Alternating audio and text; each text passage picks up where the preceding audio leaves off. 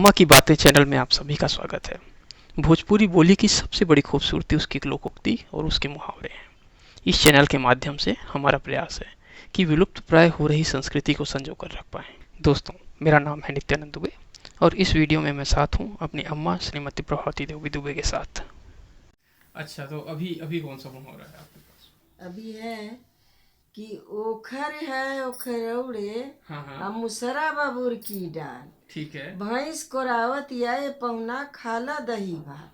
अच्छा, वो एक आदमी के घर एक कोई रिश्तेदार आया, ठीक है। तो वो उस आदमी को मतलब उसका रोकने का विचार नहीं था। अच्छा, लेकिन अब उसको कैसे नहीं बोले, हाँ तो बोला कि हे पहुना, ओखर है ओखरौड़े, मतलब ओखर जो है जिसमें धान को कूटते हैं चावल बनाते हैं, हम्म, वो अभी पेड़ की जड़ से बनता है, वो उसी में है, अभी बना नहीं है अच्छा, ओखर। मतलब ओखर जो है वो पेड़ की जड़ में ही अभी रखा हाँ हुआ है। हाँ हाँ, ठीक है, उसी से बनता है जड़ से। ठीक है, तो अभी वो पेड़ में ही है, समझ लो। ठीक है। और मुसरा बबूर की डाल, मूसर जो है जिससे धान को कूटते हैं, हम्म, वो बबूर की डाल का अच्छा होता है, बनता अच्छा, है। बबूल की दाल। हाँ, तो वो भी अभी तैयार नहीं है, वो बबूल की डाल ही में है, मूसर अभी बना के आया नहीं है। अच्छा। ओखर है ओखर ओखरौड़े, उड़े मूसल मुसरा बबूल बबूर की की डाल। डाल, भैंस को रावत या ये पहुना खाला दही भात। अच्छा, अब भैंस जो है बच्चा देने वाली है, लेकिन वो दी नहीं है अभी। ठीक है। जब वो बच्चा देगी, हम्म, दूध साफ होगा, हम्म, तब दही जमेगी, तब उसके बाद चावल कुटाया जाएगा, हाँ, फिर चावल निकलेगा, तब फिर दही भात बनेगा। भात बनेगा, तब आप खा के जाना। खा के जाना, मतलब तो अभी रुको आराम से। हाँ हाँ, इस कार्यक्रम में लगभग 1 महीने से कम तो लगेगा ही नहीं। हाँ हाँ हाँ। तो मतलब उसके पास टाइम रहते 1 महीना रुके, नहीं तो जाए।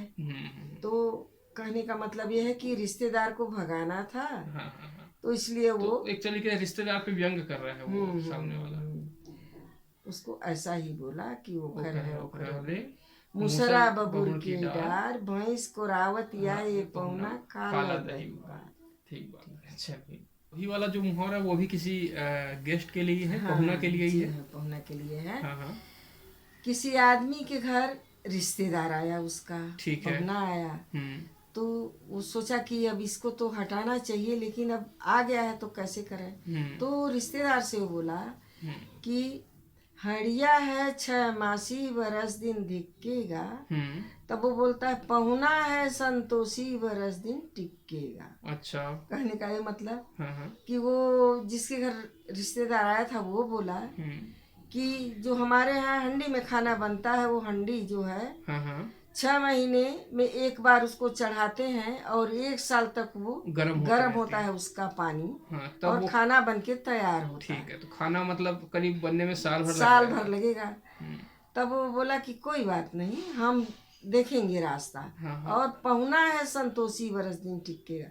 पहुना बोला कि हमको कोई जल्दी जल्दी नहीं है, नहीं हमको भी जल्दी नहीं है, हम भी साल भर रुकेंगे और और खाना खाना खा के खाकर ही ही जाएंगे। जाएंगे अपने घर।